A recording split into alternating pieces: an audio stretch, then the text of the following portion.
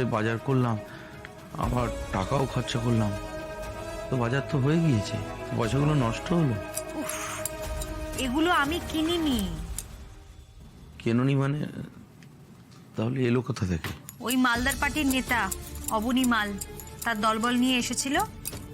লক্ষ্মী পুজো উপলক্ষে একটা লক্ষ্মী ঠাকুর আর দশকর্মা দিয়ে গেছে সব বাড়িতে বাড়িতে।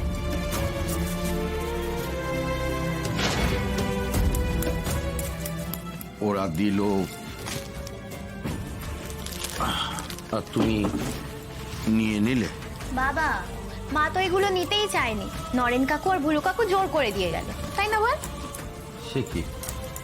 নরেনের ভুলু তো হচ্ছে প্রিয় পার্টির লোক। বাবা, নরেন কাকুর ভুলু কাকু তো লুকোচুরি খেলছে।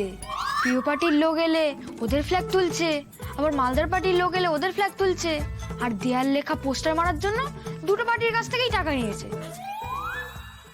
নরেন ভুলুর আর কি দোষ? ওরা লেখাপড়া জানে না, কিছু জানে না, ওদের সব সাজে। তোমার কি সব সাজে? তুমি করলে কি করে? কি হয়েছে রে ভাগা? বৌমা অন্যায়টা কি করেছে? বাবা, ওরা ভোট কেনার জন্য এটা দিচ্ছে, এটা ঘুষ। দেখো বাবা, ভোট দেওয়াটা আমাদের সাংবিধানিক অধিকার, সেটা আমরা দেবো, নিশ্চয়ই দেবো, কিন্তু নিজেকে বিক্রি করে নয়। এটা অন্যায়, অনৈতিক, অধর্ম।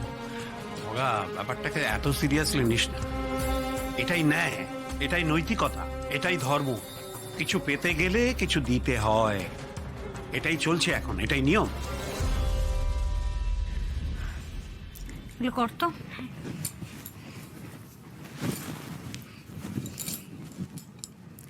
বছরের পর বছর আমরা ভোট দিই, তাই তো?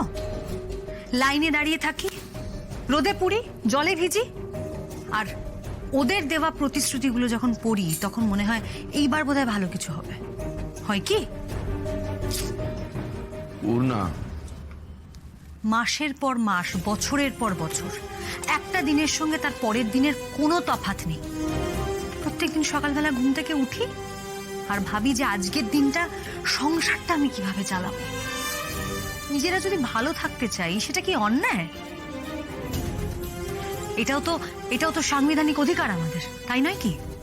আর দেখো, যাকে আমি পছন্দ করি না, যাকে আমার ভালো লাগে না, তাকে যখন ভোট দিতেই হবে, তাহলে তাহলে তাহলে আমরা কিছু জিনিস নেব না কেন?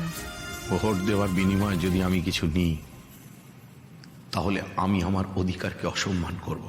কোন সম্মানের জীবনযাপন করছি বলো তো আমরা? সারাদিন ভালো কাজ করেও তো তোমাকে অফিসে অসম্মানিত হতে হয়।